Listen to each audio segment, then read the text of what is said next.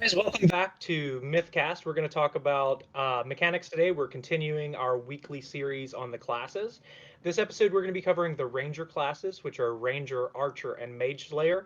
And we actually have a special guest to help us out a little bit today. So first, I'm Darian. We also have our other host. I'm Lydia. And our special guest today is going to be TheNickelKnight. He's going to be talking to us a little bit about Mage Slayers today because I wanted to bring in somebody who's used to them. We'll talk a little bit about the mechanics first, then we'll go into the role play and stuff after we've touched on the mechanics of the others classes. But I'm going to let you go ahead and take it away, Nickel. Okay. So I guess so MageSlayer was not a class that I had ever tried before I came to Myth. I have some experience with the code base, prior. I hadn't really ever played with MageSlayer, so that was kind of a first run at it this time around. So mechanically, it's very different from, I want to say, almost any other class that we offer, in that it has a lot of utility. So you can kind of float as like a backup healer. You can also sort of function as a tank sometimes, or an archer, or actually a mage. The difference being that magery on a mage slayer requires use of a feat, and it does not have custom magery like you used to with your mage classes that we covered last week. So kind of where that's different is a lot of what it offers is the canned OSI magery, if you've played original UO or have any experience with that. With the singular exception that you don't have any way to regain mana on your own. So it's not, there's no skill or anything included in the class. So in that way, if you want to do some mana recovery and things like that, it's very equipment driven. So you might be focusing on jewelry or items with some sort of mana leech or regen feature that you can leverage. I guess one of the things that I found real interesting about it is there are aspects, certain things in its feat set that make it a great class for, like I said, just being able to float into different utility roles to fill out a party. But there are certain things in its feat set that make it so that it doesn't work in all parties. It does have one feat in particular that will sort of screw up spellcasting for both friendly and enemy casters if you're within a certain range of the Mage Slayer, and he has that on.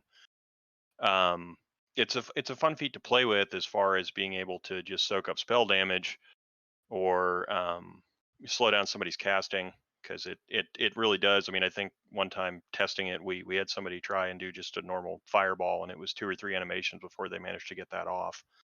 So it is a lot of fun to play with.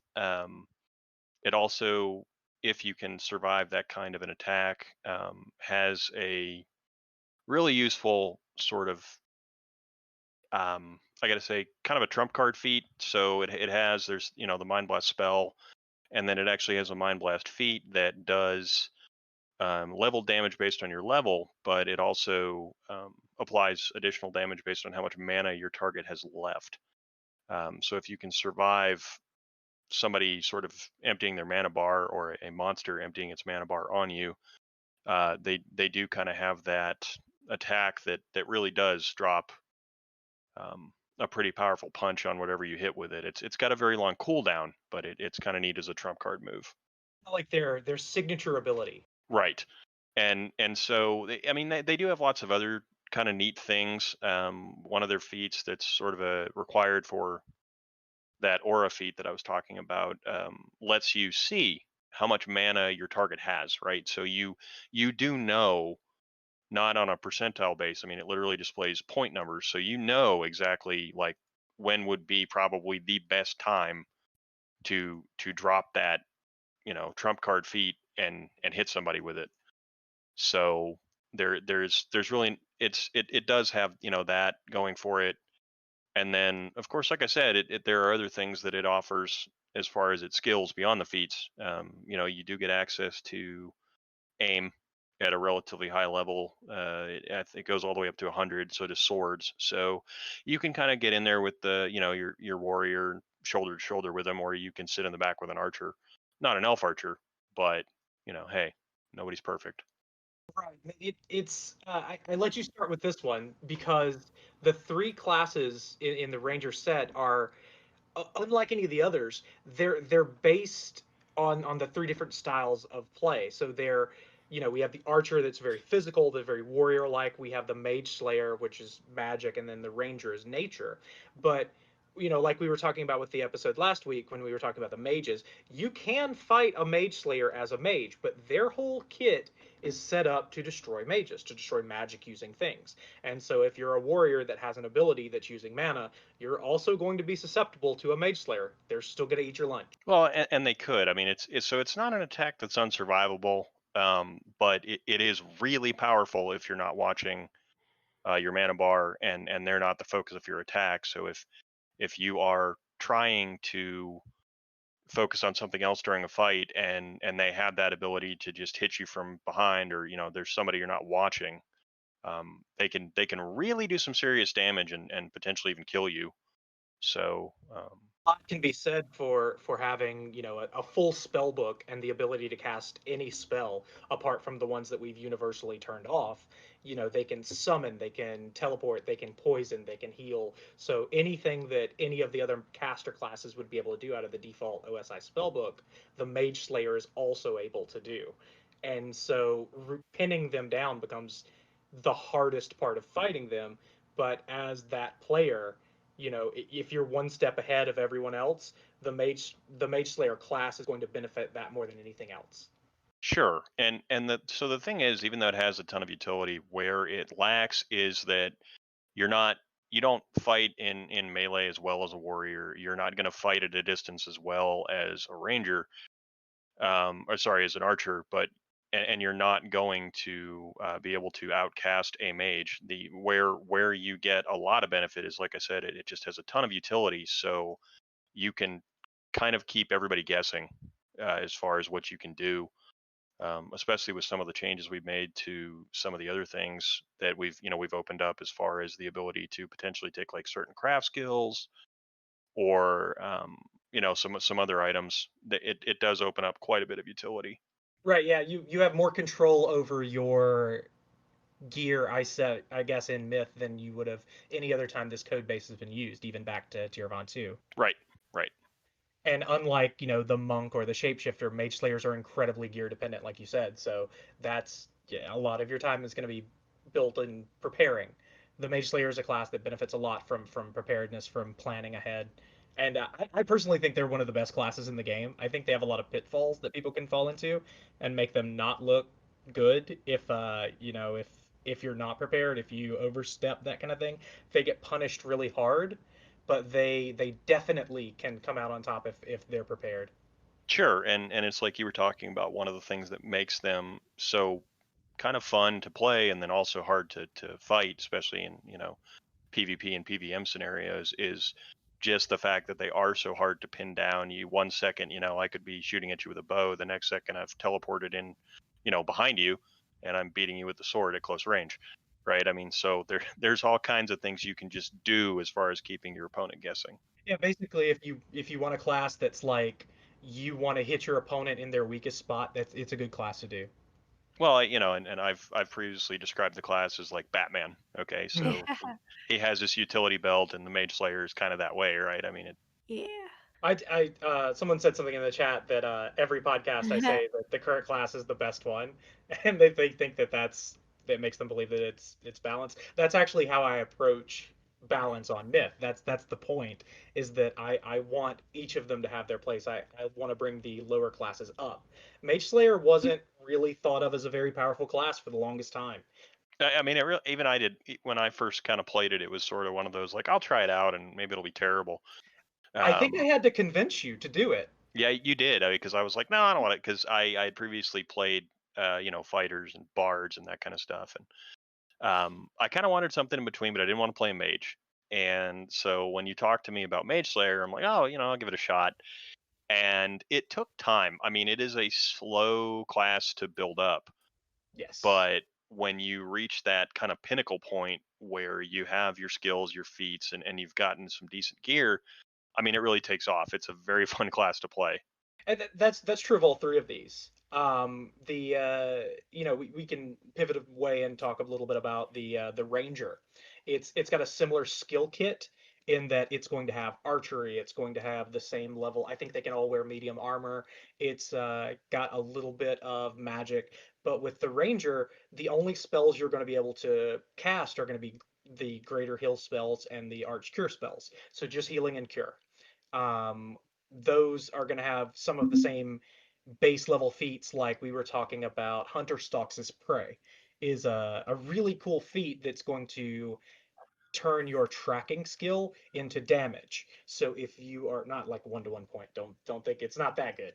It's pretty good, but it's not that good. So if you're tracking your opponent, you're going to be doing more damage to them in combat. You're going to have that on all three of these classes. The ranger, instead of being a magic class, is a nature class, so they get taming. So if you think that you like this kind of hybrid playstyle where you have the other things you can do, they can still, swing swords, they can still do archery, but they can do it behind tamables. And tamables really help out a lot when you're doing this kind of hybrid playstyle. I like the Ranger class a lot. It definitely takes a lot of inspiration from Aragorn from the Lord of the Rings. which is what I love. Yeah, I mean, That's my favorite. That's the one where you can also have companions, right? right. So yeah, Yes, they get like animal my companion. jam. So, which Mhm. people have talked a little bit about the animal companion feat. I'll mention it here that the animal companion feat is different than taming. It essentially summons a companion to come and help you, but they don't follow the verbal commands. They're going to attack whatever you're attacking. It's kind of like having you're putting those control slots into the feet so that the game does it for you, Right. where you can focus more on combat because Mhm.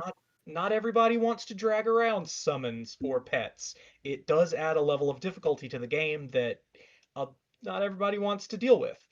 They're very effective. So if a Mage Slayer wants to have extra damage dealing people, he can cast all of the summoning spells. But if you're a ranger, you can go out and tame and you can have that same thing and shore things up. So for these classes that don't look incredibly tanky or don't look like they do a ton of DPS, look at the skills they get because they could have some other way of dealing damage that you're not using. And if you're leaving money on the table, you're not going to keep up with the other classes. Yeah, and so in chat, White Bear asks, "Does the companion level change depending on your level?" And the answer is yes. Nickel said yes.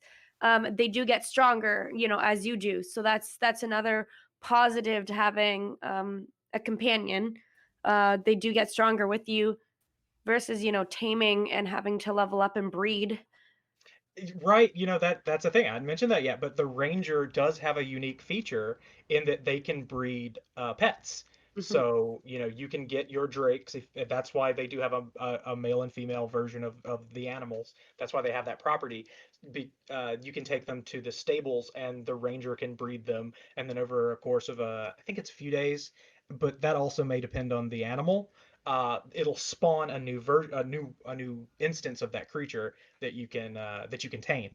Well, I say this to add the warning that like, hey, be careful if you're breeding drakes in town because when that baby Right. spawns, it's going to be an actual drake It's and it is getting going to eat you. angry like a angry young Godzilla. It doesn't know what's Right. going on. It's scared. If mom's not there to take care of it, it will eat all of Esvale. So And then just you have to, be careful. clap it in irons and throw it back in the stable for a week to And bond it. then the governor's like, "Why are there drakes running around everywhere?"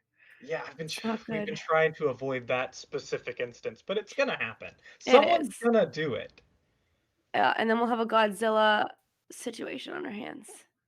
So the last one I want to touch on is the archer, and I'll give a little. We're going to go back and give a little bit Yep. more information on each one, just to keep going with it. Quick though, the archer is the combat focused version of the ranger. They get a little bit of swordsmanship and fencing, and I think even less wrestling. But I don't know why you would use any of those anyway, because they're so focused on ranged combat that they if you're not if you don't have a bow in your hand, you're definitely already losing the situation. You get like an enchanted quiver feat that does special things with your bow and arrow. I think one of them attacks mana, one of them is a poison arrow. I think one may push people away. Don't quote me on those because I it's been a long time since I've played an archer, but Mhm. I know that they are very, very good at that. If you cannot close the distance between you and an archer, you lose. If Yeah. there is some reason you cannot get to him and put your hands around his throat and finish the fight, he's going to beat you. And That's just the way it goes. and Nickel said in chat, which is green. He's Green Arrow basically, just to keep in the DC theme. That's true. So if the MageSlayer is Batman, then yeah, Green Yep, Arrow would be the Archer. definitely. Hmm. I like them a lot. I feel like just talking about as admin like balance moment. I feel like the Archer does need melee options, but at the same time, I don't want it to be just that, oh, they're a fighter who also has all these bonuses in archery. So I'm never going to make it so the archer can stand toe to toe swordsmanship style or melee combat style with a melee focused class because their bonuses are so focused in ranged combat. And here on Myth, we actually do have a unique archery system. So unlike some places like the OSI Ultima Online, where the archery skill was kind of an accuracy skill, here it denotes how far away you can be from your target and still hit. So for every 10 skill, you can be a one tile further away from your target and still accurately shoot them. So if you have 70 skill, you can be 7 tiles away. Now that comes into play with like if you are an elf and you're using a short bow or one of the bows that give you bonuses, you get that plus 10 skill, that's another tile you can be away. So you don't have to really it's not so much two hit formula as proper placement and battlefield control and knowing where to put your archers. There when the PvP really kicks off, it's going to like these ranged combatants using them accurately and using them successfully is really really going to help. Salty asks in chat if it's 100% hit rate. It's not 100% because there are other things that affect accuracy, but at that distance you do have your own accuracy. You're not getting any penalties, so you're not being penalized by your own lack of skill. I know that seems like very subtly different, but it by the way it does the formulas, it is a huge difference. She says, "Good answer." Well, glad we could give a good answer. Perfect. Yeah, we do have a lot of custom systems, and some of them are simple to explain, and some of them are kind of head scratchers. I'll say that there's a lot of items that aren't being used by these three classes in particular. There are metal bows, for example, that use the metal or uh, item resource bonuses. So like make you can make a Valorite bow instead of using oak or ash or whatever else. I think they're racial. I don't want to give too much information about them because I want some crafter to really like corner the market on that. But we do have a lot of cool extra content for archers. Nice. Um, can I ask a noob question? Like, if I were just like listening to this because I want to know what class, if we were like, if this was a new person joining like just our type of UO, like a custom UO, what would be like the more harder level type of class to play versus like an easier to understand, like have fun and not have to think about it as much? Is there like between those three, is there one that we would consider more of a, I guess, easier to understand? I would say, and Nickel, you can argue with me or back me up here. It's up to you. I think the archer would be the most simple Okay, but also the most restricted. They have one thing they can do, and they do it very, very well. cool. Above that would be Ranger. It has a good kit, and it's got magical healing, which is Mhm. always going to be helpful. So if you're a Ranger, you can slot into any group. Everybody's always going to want a healer that can throw out, tons of damage with a bow and arrow. But Mage Slayer is an advanced class. It's difficult to play well, and it's not incredibly tanky. You do get some pretty good armor, and you do get some ways to heal yourself and to protect yourself, but it's not a it's not a frontline fighter class, even though you're going to want to play it that way, and you should play it that way in certain situations.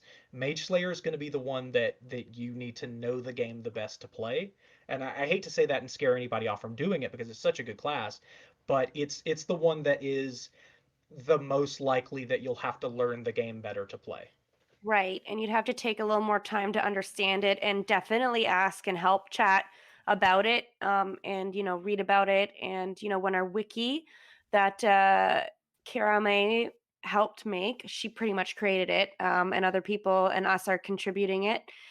So she started it. It's amazing. There's a link to it in the general chat, and also, we'll have it on the website.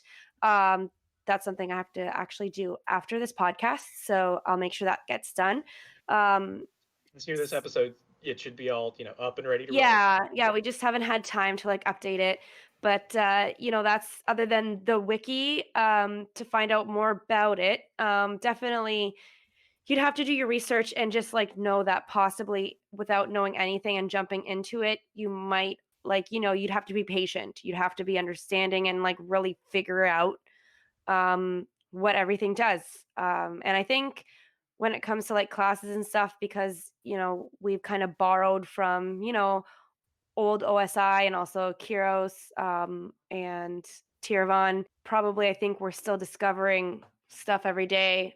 Basically, maybe not with like this class, but with other classes too. The code base is We will so come across large. something that is Yeah. just completely unknown to us. That there are still mysteries in the Yeah. T2 code base. Yep. We're still like there's just so much in there that we're just getting into. But we're very happy that we can give these pretty I think they're pretty in-depth, starters to the different classes. Right. I think that these have been successful so far because we've had things to talk about that people do want to play. We're going through some really popular classes, and I think that of the three, I see more rangers than anything, Yeah. and I don't see a lot of archers. I know there's one or two, but I think because it's so focused and pigeonholed that we don't see as many archers. And, Mhm. uh, that's fine. I personally really like these classes, these three. They're very good. I've played a I ranger for like a them long time. all. I gotta play favorites a little bit. I guess. Talking about the role play of these three classes, the on the nose, most obvious role play would be like playing an archer as an old soldier, Mhm. or having an elven archer that's an outrider for Nick Tor, or Right. one of the elven outposts or something. Like those things are very on the nose, and you can do that. You could play a kind of religious inquisitor mage slayer that's out to fight necromancers or wants to stop people from using magic items that should be prohibited, for their own protection or for greed or for whatever reason. But these three classes can also be used to play things that are a little more avant-garde and a little outside of the norm. So you could play a mage slayer that role plays as a wizard, just not a very Yeah. good one. And you could play a ranger that is a druid, but is a more militant version of the druid because that's what they are mechanically. So Right. you can do these, and you can spread your wings a little bit with your character concepts. That's something we haven't talked about a whole lot, but I want people to know that just because something says like just because the class name is Mage Slayer doesn't mean that that's your role. It just means that's the name of the kit of mechanics that you've chosen when you went through character creation. Exactly. Yeah, like we always keep saying in help in general and also now on these mythcasts, imagination is a huge, I guess, pillar in myth. We're all about, creating the character you want, using the lore and the classes to their main like out of the box and inside the box. So people always do ask us if they're unsure. And usually, depending, the answer is most likely going to be yes. Because as long as you've thought through it and as long as you have your points, to be like, this is why I want to do this. This is why I think it would be good to have in the lore and in the world with other players. And, I'm open to like, haggling and that kind of stuff, as long as you're not like right off the bat my character is like super OP and like, everyone starts at level 1. And I don't feel like we confine people a lot to their class versus what they want their character to be. And just in respects to, you know, being a druid, but also not having the class as like an actual formal class as a druid mechanically, but having like, the ranger.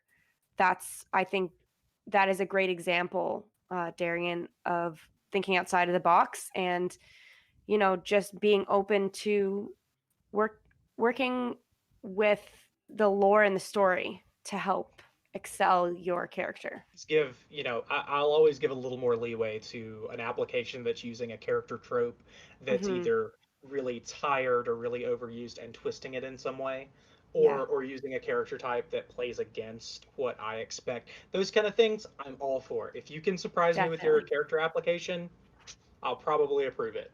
Yep. Um, we we breezed through pretty quickly. We breezed through the feats earlier, and I want to say that with these three specific classes, the feats pretty much tell you what they're going to do.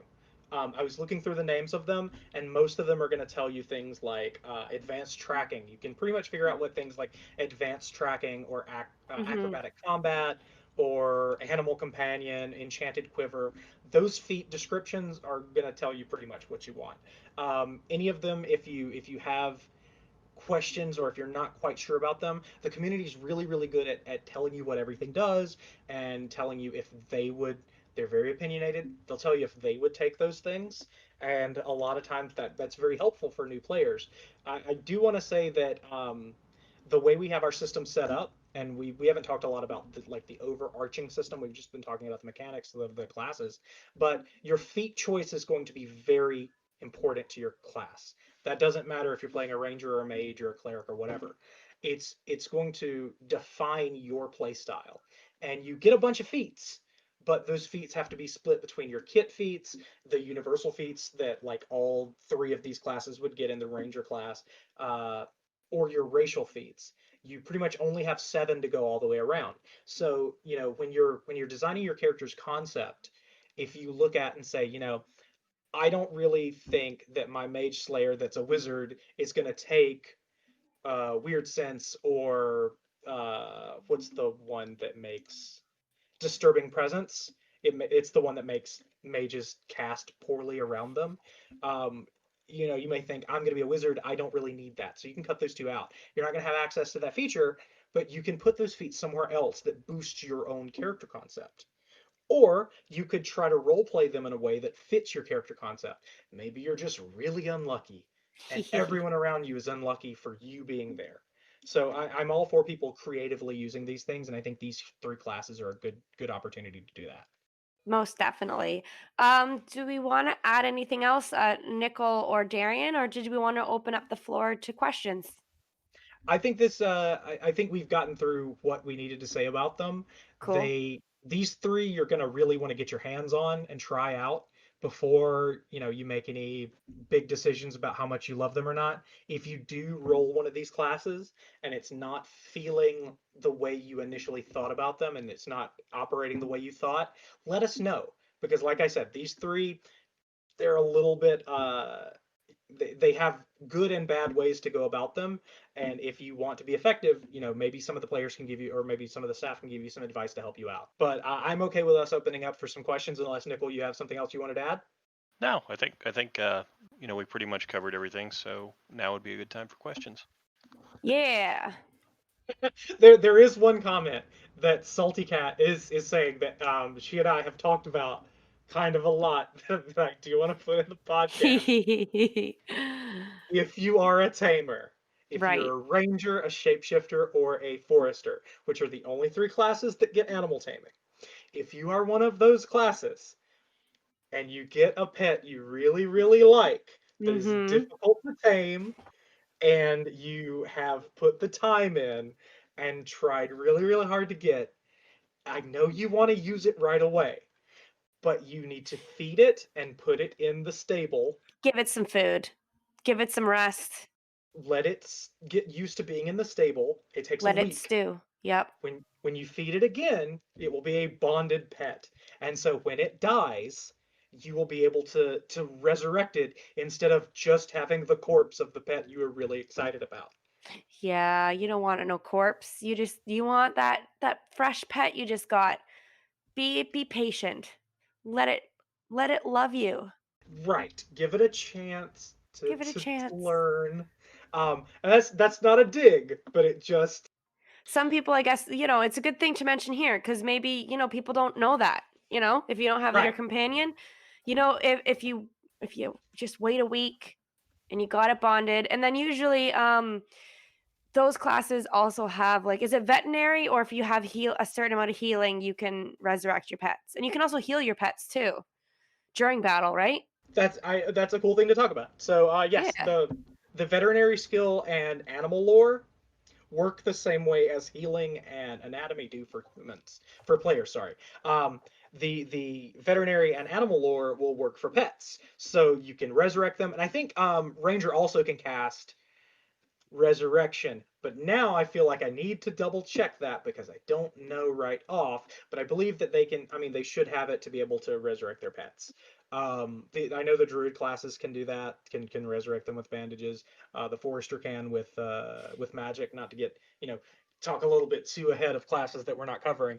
But like I said, the ranger's a nature class, and so it fits along with the others. And when we're talking about the warrior classes, you're gonna have some things that are very similar to the archer, just like with a MageSlayer and mages. Like these three are hybrid classes of other classes. I just got an idea. How cool would it be if because saying that the ranger class's nature kind of got me thinking, how cool would it be to have like a shaman as a mage slayer? That would be awesome. And Yeah. see that would totally fit in with our lore as well. Mhm. Like we have, and I not to date the podcast too much, but we do have a pretty active group of sort of naturey druid characters, which We I love watching. do. They're We do. phenomenal. They do events. They're awesome, and so they're made up of several different classes. I was really surprised that they're not all druids. Like they are other things, They're great. Mhm. and you can have like a shaman class, like some sort of I think you could probably do a skald as a bard. You could do a shaman as a ranger. Like you can have your character concept have nothing to do with your class name, but then use the features of your class to reinforce that concept. Those characters are really recognizable and they're really memorable because you pull out like the right tool at the right time to help your role play, and that's the kind of stuff people remember. Here, here. Well said. All right, so do you think we should do some questions? Yeah, does anyone have any questions? And you can talk or you can type them in the voice companion. Absolutely. It's really up to you. We'd love to hear people's voices. You don't have to raise your hand either. Feel free just to. Yeah. We'll never Salty Cat will never talk. That's fine. We're just saying some of the people who do talk can talk if they would like. I meant to say this last time on the last episode, is that just not to make it sound like it's sad and we don't ever get questions, but we're constantly answering questions. So like 24/7, our help channel is getting things. So Yes. people don't always have stuff at the time that we're recording the podcast to ask, but Mhm. we That's that's what the help channel is for in the forums. We have the forums and the help channel. Right now there is a riot going on for a third character slot, and staff is working on that. So don't worry, we hear you. third character slot's confirmed. We're working out how to do it. There was one holdup with that. Yes, third character slot is confirmed. Sorry, I didn't want to say it unless. Virgil asked about, yeah, I mean, I confirmed it last time, I think. I'm just reconfirming, I guess, then. So, Virgil asked about rangers breeding pets. Now, there has been this is a contentious issue with some of the ranger players. There is some contention on whether or not it breeds down the highest, like the genes of the parents. I think that it's confirmation bias because I haven't been able to really hammer down the mechanics on it there is some level of randomization. So sorry, to take it back a step, You have to dig rangers can deeper. breed pets. That they're the only class that has this feature that they can take that they can take a male and female animal and breed a pet and get another one out The of it. birds and the bees, so to speak. Yeah, ask your parent or guardian. Yes. Not covering that on the podcast, but Right. We don't need it to teach does you that. it does seem like they make better pets as the generations go on. So it does seem to be worth it. However, I don't know the pattern to it, which is good because if I knew the pattern, then it would be easy to gamify. But it seems like it is how you get those, very, very powerful drakes from yesteryear that everyone was so afraid of, is through ranger breeding. Now, once that pet has been born and tamed, if you trade that to someone else, the stats remain the same. The stats are determined when it's spawned. So if you are breeding very, very powerful drakes and you give them away, you've given away one of your class features to another class. So keep that in Right. mind. Indeed. You have unleashed the sacred beast that you have yep, that's a very important and trusting gift you're giving to someone if they don't have that ability. So just be careful with who you give that to because I'm just putting it out there. You sell weapons to someone, perhaps they sell those weapons to someone else that you may not like. So, And as we continue on the story and as more areas of the map open up, we're going to have more opportunities for that kind of conflict to show up. That's something I'm really excited about. there's lots of different people that have been joining the last couple of weeks, and it makes us extremely happy. We got the mill followers. We got a little group of Cernites that are coming along, some Esvalians. We just got a bunch of applications for orcs. Yes, exactly. And that makes me so happy because we've been waiting for, some more orcs to join the scene. So thank you for those guys who have been creating, you know, just that. Well, I hope it forms into some wicked clan because, that's just something that we've been striving towards, our own little, Middle Earth kind of like stew pot of everybody just coming together to role play in the way they want to and just interacting with each other, just coming together to tell really cool stories. And I'm just really excited, the way it's turning out. So congrats to all of you guys. Thank you, Myth. Thank you guys for all of your time. And I'm really glad you guys enjoy playing our game. We started it pretty much, I think, a year and a bit ago. We started talking about it, and we're just really happy. People liked the idea, and we were able to create it. So thank you. It's been a blast. And also vote. Yes, thanks, White Bear. Vote, vote, vote. I'm going to date this podcast, but September's coming up quick. And so you'll find the clock will reset. So we'll have to do that frenzy again for the month of September. Right, but you guys have done super, super well. We're So top well. 5 on the top 100, and that's Insane. incredible. So thank you so much for that, Without everybody. a banner, without having to pay $30 a month. Right, Thank you. we're a free shard, and we don't even have a premium account Yeah. on the thing, and Nope. we're still top 5. That's Yeah. so awesome. Ugh. And I even made the banner too at first because I thought you could put a banner, and I was kind of bamboozled as to why the other shards on there didn't have a banner. And then I realized that, oh, you need to pay $30 a month to get the banner. I was like, never mind. So you have a banner. Maybe I should put it somewhere. I don't know. And also, if you're hearing this and you think, "Oh, I don't know how to vote," well, we have two ways you can do it.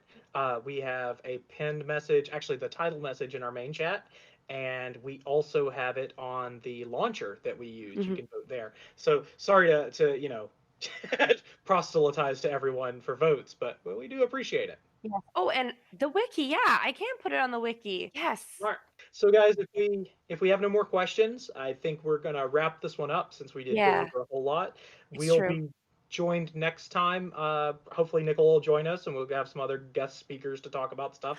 But we need to decide what kind of classes we're going to do next time. So it'll be the first one to throw it in the chat, like always. Come on, let's see who's crafters. Aha. Oh, man, that's going to be pretty. Oh, that's going to be an easy class to talk about, but there's going to be a lot of meat to that. I was gonna say there's a lot. Yeah, quick. She was ready. She was already ready. She just wanted to get that in there. That was quick. She was so ready. She was like, crafter. That is true. I guess technically it's the merchant class. Yes. So merchant, Nickel wins. Oh my goodness, that's awesome. Okay, cool. So I guess we'll say merchant, and that will cover crafters in general and what you can do with them. Any last questions before we end the cast? We got a lot of hearts. That's good. Oh, so many hearts. Thank you. Everybody seems happy. We love y'all too. And a B from Virgil. Okay, well, thank you guys very much. It was a great time, and we'll see you in the next podcast where we will be covering merchants. Remember the wiki, remember to vote, and thank you for playing Myth.